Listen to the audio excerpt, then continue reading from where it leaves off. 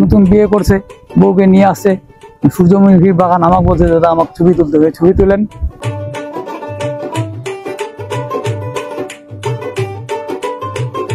সূর্যমুখী ক্ষেতে ছবি তোলার জন্য গুনতে হচ্ছে টাকা।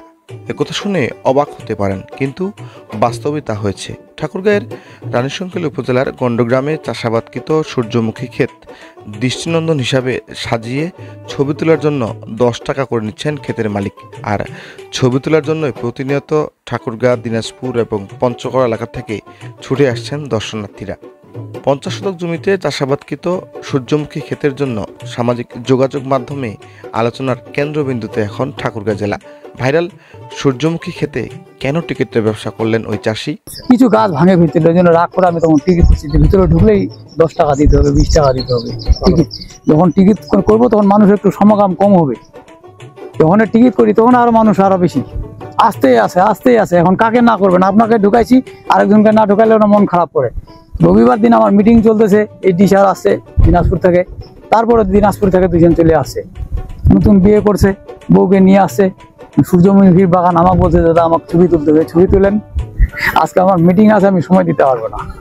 ও মানে আপনি মনে করছিলেন টিকিট করে লোকজন আসবে না? লোকজন আসবে না, লোক মনে করবে এই এটার আবার কি টিকিট করবে, এটা দেখা যাচ্ছে ফুল, সূর্যমুখী ফুল। টিকিট করার পর আরো মানুষের বেশি সমাগম, দূর দূরান্ত থেকে লোক আসতেছে, ভিতরে যাচ্ছে, বলছে ভাই আমরা ছবি নিব।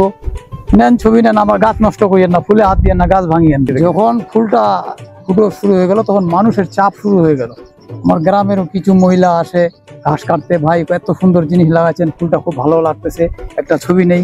এরকম করে রাস্তার ধারে মানুষ, ভাই কি এটা সূর্যমুখী ফুল, কি হবে ভাই এটা তেল হবে, এখানে পানি দেই, ভুট্টা বাড়িতে দেখি, এইভাবে করতে করতে এর দেখা দেখি ওর দেখা দেখি, এইভাবে করতে করতে মানুষজনের একটা ভিড় হয়ে গেল, সমাগম হয়ে গেল। আমি একদিন নেটে দেখি একজন মানুষ সূর্যমুখী বাগান করছে, লাঠি নিয়ে দৌড়ে বেড়াচ্ছে।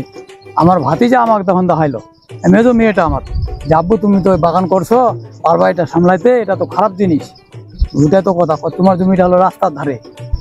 তখন আমার কৃষি অফিসারকে বললাম যে স্যার এই ঘটনা, আমি তো কালকে নেটে দেখলাম এই ঘটনা।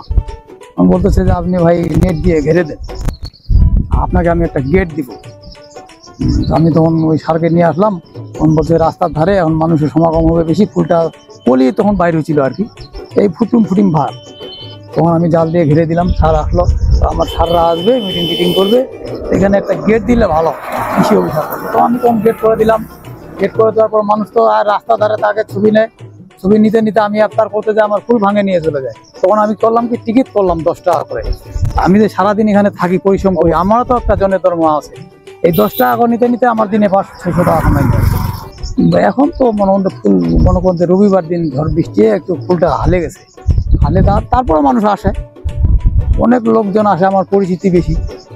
আগামীতে বৃহৎ আকারে সূর্যমুখী ফুল চাষাবাদ ও ওই ক্ষেতে দর্শনার্থীদের জন্য রেস্টুরেন্টের পরিকল্পনা করছেন গণ্ডগ্রাম এলাকার চাষিরা।